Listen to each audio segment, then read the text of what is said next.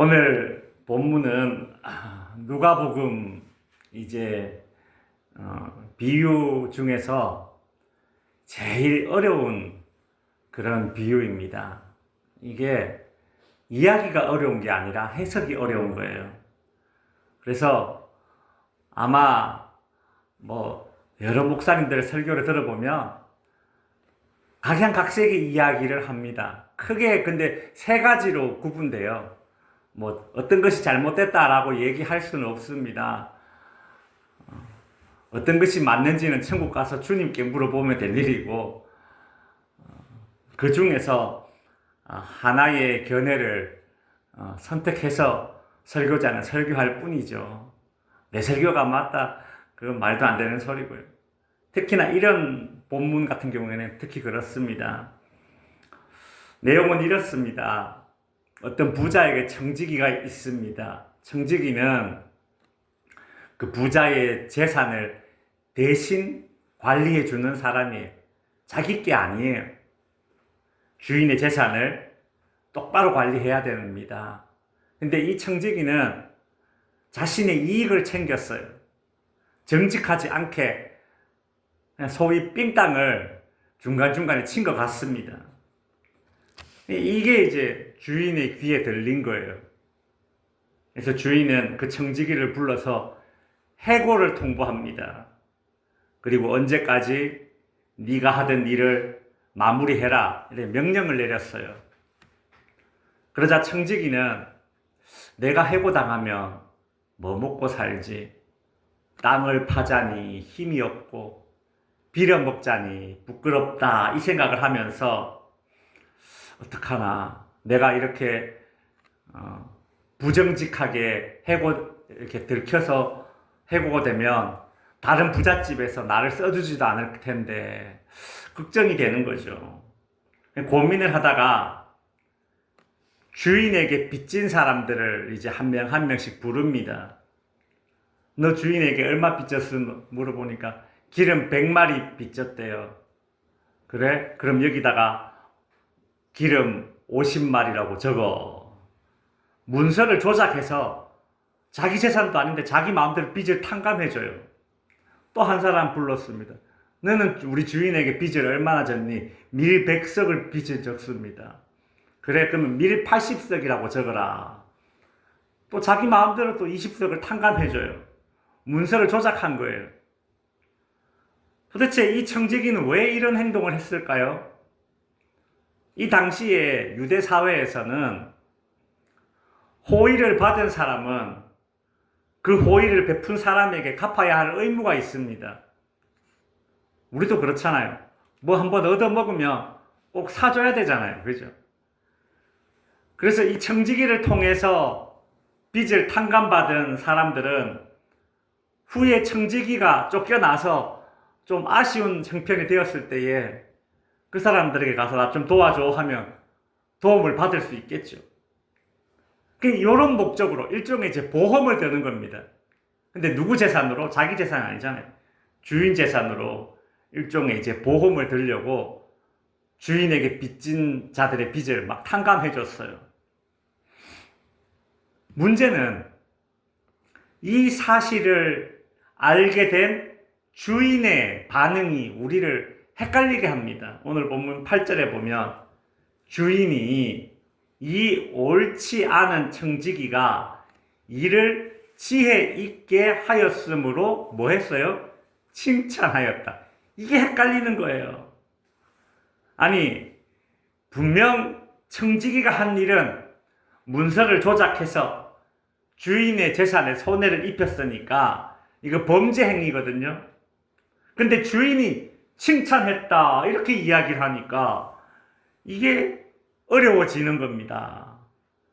그러나 이 구절을 꼼꼼히 살펴보면 주인은, 이 성경은 이 청지기를 옳지 않은 청지기라고 분명히 이렇게 호칭을 하고 있어요. 그러니까 이 주인은 이 청지기의 행동이 도덕적으로 옳지 않다, 선하지 않다, 분명히 그렇게 밝히고 있는 겁니다. 그렇다면 도대체 도덕적으로 옳지 않은데 무엇이 칭찬받을 일인가? 주인은 이 청지기의 이런 비윤리적인 행동을 칭찬한 것이 아니라 무엇을 칭찬했느냐면 지혜 있게 지혜를 칭찬한 거예요. 지혜를. 도대체 어떤 지혜길래 칭찬을 해줬을까? 미래에 대해서 대책을 세우는 지혜를 칭찬해줬다라는 설입니다. 즉 자기가 해고되었을 때에 그때를 대비해서 재물을 지혜 있게 사용한 것을 칭찬한 거예요. 윤리적으로는 잘못되었으나 머리는 잘 굴렸다 지혜 있게 그걸 칭찬한 거예요. 8절 후반부에 보면 예수님 이런 말씀하세요. 이 세대의 아들들이 자기 시대에 있어서는 빛의 아들들보다 더 지혜로움이니라. 이 세대의 아들들이라는 것은 이 세상 사람들을 가리킵니다. 이 세상 사람들이 때로는 빛의 아들들, 즉 예수 믿는 하나님 믿는 사람들보다 재산, 즉 돈을 미래를 대비하는 일에 있어서 더 지혜롭게 그렇게 사용한다. 그 이야기를 하고 있어요. 예수님의 이 비유는 그렇다면 윤리적인 건 중요한 게 아니고 그저 재물을 머리 잘 써서 모으기만 하면 잘 사용만 하면 되는 거냐 그런 뜻이 아닙니다. 재물을 악한 방법으로 모으라는 이야기는 더더욱 아닙니다. 예수님은 이 불의한 청지기가 미래에 대한 그 대책을 세우기 위해서 재물을 어떻게 사용했는지 그 지혜를 본받으라는 것입니다. 성도 여러분, 바울은 돈을 사랑하는 것이 일만 악의 뿌리다라고 했습니다. 디모데전서 6장 10절에 보면 돈을 사랑함이 일만 악의 뿌리가 되나니 이것을 탐내는 자들은 미혹을 받아 믿음에서 떠나 많은 근심으로써 자기를 찔렀다. 돈을 사랑하면 미혹을 받아서 믿음에서 떠나게 되는 결과에 쉽게 노출된다라는 겁니다. 그러나 이 말씀도 잘 보면 돈을 사랑하는 것이 문제지 돈 그 자체는 선도 아니고 악도 아니에요. 그러니 성도들은 세상의 돈, 즉 재물을 사랑할 것이 아니라 사용하되 특별히 미래를 위해서 대비하기 위해서 잘 사용할 수 있는 지혜가 있어야 합니다. 한번 따라해 주십시오. 돈은 사랑할 대상이 아니라 사용할 대상이다. 예. 사용할 대상을 사랑하면 사랑할 대상을 사용하면 그게 악이에요. 잘못 사용한 거, 이게 앞뒤가 잘못된 거예요. 사랑할 대상은 사랑해주고 사용할 대상은 사용하면 됩니다. 근데 사람은 엉뚱해요. 사람을 사랑해야 되는데 사람을 사랑하지 않고 사람을 사용합니다. 그게 악인이에요. 마찬가지로 돈을 사랑하게 되면 사람 사랑에서 멀어지게 될 수밖에 없어요. 내가 돈을 사랑하는데 이 사랑하는 돈을 얻기 위해서 사람을 뭐해요? 사용하게 돼요. 그러니 오늘 바울의 말씀처럼 미혹을 받아서 믿음에서 떠나게 되는 그런 결과에 빠지게 되는 거죠. 여러분, 세상 사람들은 자기들 나름대로의 미래를 다 생각을 하며 삽니다. 이런 애들이야 별 생각 없이 사는 애들도 있겠지만 어른들은 최소한 생각을 하든지 염려를 하든지 둘 중에 하나는 해요. 다 미래를 생각을 해요. 그리고 또 꿈도 계획도 가지고 있고 내가 어떻게 돈을 굴릴 것인가, 어떻게 투자할 것인가 나름대로 다 사용을 합니다. 근데 정작 하나님의 아들들은 즉 예수 믿는 사람들 중에는 두 가지 태도가 있어요. 세상 사람들처럼 동일하게 돈을 사랑하든지, 아니면 전혀 이 극반대로 돈에 무관심하고 돈을 제대로 그냥 관심 없이 하나님 다 책임져 주시지, 그렇게 미래를 생각하지 않으면서 그렇게 사는 것이 막 엄청난 큰 믿음인 양 착각하고 산다라는 거예요. 이 두 가지 극단적인 태도가 있습니다. 예수님은 마태복음 10장에서 제자들에게 이런 말씀을 하셨어요. 너희는 세상에서 뱀같이 지혜롭고 비둘기같이 순결하라는 거예요. 돈에 대한 우리의 태도가 그와 같아야 된다는 것입니다. 성도 여러분, 세상 사람들이 미래를 준비하는 것만큼이나 미래를 위해 준비하고 재물을 사용할 줄 아는 그런 사람들이, 성도들이 되어야 합니다. 그럼 지혜롭게 돈을 사용하는 방법이 무엇일까? 9절에서 그 방법이 나오고 있어요. 9절에 보면 내가 너희에게 말하노니, 여기서 너희는 제자들을 가리키는 겁니다. 불의의 재물로 친구를 사귀라고 하십니다. 여기서 불의의 재물이란 옳지 않은 방법으로 벌은 돈을 이야기하는 게 아니에요. 여기서 불의의 재물이란 세상적인 재물을 다 통칭하는 것입니다. 그러니까 예수님은 세상의 재물로 친구를 사귀라, 즉 사람을 얻으라, 그리 말씀하고 있습니다. 불의한 청지기가 주인에게 빚진 자들에게 빚을 탕감해줘서 그들의 마음을 얻었잖아요. 그죠? 물론 자기 돈이 아니었죠. 그죠? 주인의 돈으로 그 돈을 사용해서 사람들의 마음을 얻었어요. 그거를 지금 지혜롭다고 우리 주님이 칭찬하신 거 아닙니까? 그죠? 그들의 마음을 얻은 것. 재물로 그들의 마음을 얻은 것, 사람을 얻은 것, 그걸 칭찬했어요. 지혜라고. 그러면 왜 세상 재물로 사람을 얻으라고 그렇게 말씀하십니까? 9절 후반부에 보면 그리하면 그 재물이 없어졌을 때에 그들이 너희를 영접할 처소로 영접하리라. 그러니까 불의한 청지기는 빚진 자들의 그 빚을 탕감해 주어서 그들의 마음을 얻었고, 후에 청지기는 자신의 모든 재물이 다 사라지고 이제 궁핍해졌을 때에 그들의 도움을 받을 수 있게 되겠죠. 마찬가지로 우리 믿는 자들이 이 땅에서 재물로 사람의 마음을 얻게 되면 후에 재물이 없어졌을 때에, 여기서 재물이 없어졌을 때에라는 말이 뭐 알거지가 되었을 때에 그렇게만 해석하는 것이 아니라 최종적으로 마지막 심판의 날을 가리키는 겁니다. 그러니까 재물이 없어졌을 때, 이 땅의 모든 재물이 없어졌을 때, 즉 하나님의 심판의 날에 그 친구들의 환영을 받으면서 영원한 처소로 인도받게 될 것이다. 뭐로? 이 세상을 살면서 이 세상의 재물로 사람을 얻는 그런 일을 하게 되면 그것이 이 세상 마지막 날 미래를 위한 지혜로운 돈 사용법이다. 우리 주님이 지금 그 말씀하는 거죠. 저는 이 본문을 이렇게 묵상하면서 그런 상상을 해봅니다. 우리가 가진 재물로 구제하고 또 선교하면서 잘 사용하였을 때에 훗날 천국에 갔을 때 그들이 주님 앞에서 이렇게 증언해 줄 것입니다.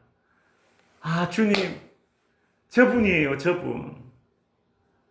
저분이 내가 굶주렸을 때, 내가 헐벗었을 때, 내가 아픈데 병원 갈 처지가 못 되었는데 저분이 저를 도와주었습니다. 주님, 저 교회입니다. 저 교회가 매달 저를 후원해 주어서 제가 그 2억 마일리 먼 타국에서 그 가난한 아이들 복음을 전해주고 성경 공부를 가르칠 수 있었습니다. 그렇게 증언해 주지 않겠습니까? 성도 여러분, 돈을 사용하여서 사람을 얻어야지, 사람을 사용하여서 돈을 얻으면 안 됩니다. 이 땅의 재물은 사람을 얻는 수단이 되어야지, 사람이 재물을 얻는 수단이 되어서는 안 되는 것이죠. 이 땅의 재물은 영혼 구원을 위한 도구로 쓰일 때에 그때 제대로 쓰이는 것입니다. 불의한 청지기가 주인의 돈을 사용해서 미래를 대비하였듯이 우리 믿는 사람들은 이 시대의 재물을 사용하여서 미래를 준비하되 영원한 나라를 준비해야 됩니다. 청지기가 사용한 돈이 자기 돈이 아니라 다 주인의 돈이었어요. 마찬가지로 우리가 가진 모든 재물도 따지고 보면 다 하나님이 주인 아니십니까? 그냥 하나님이 내게 맡겨주신 하나님의 것인 내게 있는 재물로 이 땅에 사람을 얻고 또한 미래 즉 영원한 나라를 잘 준비하는 성도님들이 되어야 되는 것입니다. 이후에 이제 10절, 11절, 12절에 나오는 내용은 바로 이런 원리를 이제 반복해서 설명하는 거예요. 10절에 보시면 지극히 작은 것에 충성된 자는 큰 것에도 충성되고 지극히 작은 것에 불의한 자는 큰 것에도 불의하니라. 지극히 작은 것과 지극히 큰 것이 대조되고 있죠. 여기서 지극히 작은 것은 세상의 재물이고 큰 것은 영원한 나라, 영생을 가리킵니다.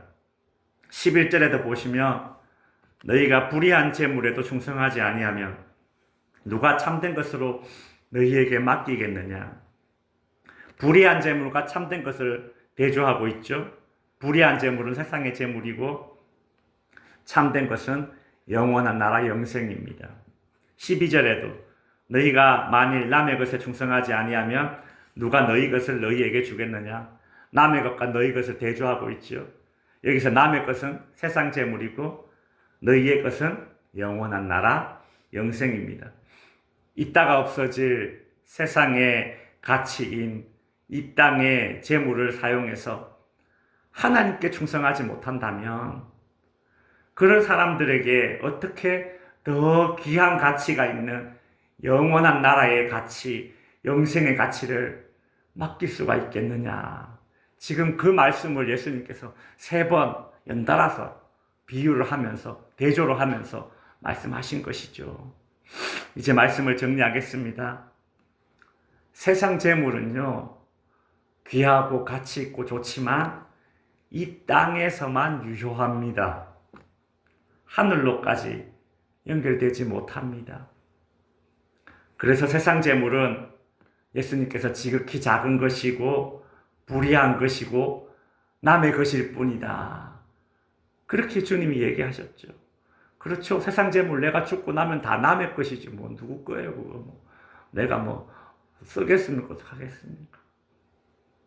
즉 세상의 재물을 충실하게 사용하지 못하면 영원한 것이 우리의 몫이 되기 힘들다. 주님의 말씀이죠. 참으로 안타까운 것은 사람은 이 땅에서만 유효하고 하늘로까지 연결되지 못하는 이 지극히 작은 것 그리고 불의한 것 남의 것일 뿐인 이 재물을 큰 것, 참된 것, 우리를 위해 예비된 영원한 것보다 더 우선시하고 그것을 섬기고 사랑하는 유혹에 더 쉽게 빠진다는 것입니다. 돈 자체는 참 가치 중립적인데 이 돈, 사람이 돈에 대한 가치가 중립적이지 못해요. 사람은 탐욕에 빠지는 순간 돈을 하나님의 자리에 놓습니다. 그래서요, 아무리 이야기해도 안 들려요. 안 들려요. 예수님은 이런 인간의 약점을 잘 알고 계시기 때문에 13절에서 이렇게 말씀하십니다. 집 하인이 두 주인을 섬길 수 없나니 혹 이를 미워하고 저를 사랑하거나 혹 이를 중히 여기고 저를 경히 여길 것임이니라. 너희는 하나님과 재물을 겸하여 섬길 수 없다. 하나님을 사랑하든 재물을 사용하든 혹은 재물을 사랑하고 하나님을 사용하려 하든 둘 중에 하나의 삶을 살게 된다는 거죠. 이것이 탐욕 이 본능인 인간의 한계입니다. 세상 재물과 영원한 나라 영생 중에서 무엇이 더 귀한지는 저와 여러분이 이미 더 잘 알고 있습니다. 마음의 소리를 따를 것이 아니라 우리는 성령의 음성을 들어야 합니다. 재물은 내 것이 아닌 하나님의 것이다 라는 그런 청지기 정신을 가지십시오. 그리하여 여러분이 가진 재물로 사람을 얻으십시오. 예수님은 물고기 잡는 제자들을 부르시면서 이제부터 물고기를 낚는 어부가 아니라 사람을 낚는 어부가 되라 하셨는데 우리가 가진 재물도 사람을 낚는 그런 어부가 되는 일에 사용되는 것 뿐입니다. 하나님이 내게 맡겨주신, 즉 하나님이 내게 빌려주신 이 재물을 미래를 준비하는 일, 영혼을 준비하는 일에 사용하는 지혜가 저와 여러분에게 있기를 원합니다. 내 것이 아닌 이 땅의 재물을 영혼 구원을 위한 그 도구로 제대로 사용하시는 성도님들이 될 수 있기를 주님의 이름으로 축원드립니다. 기도하겠습니다.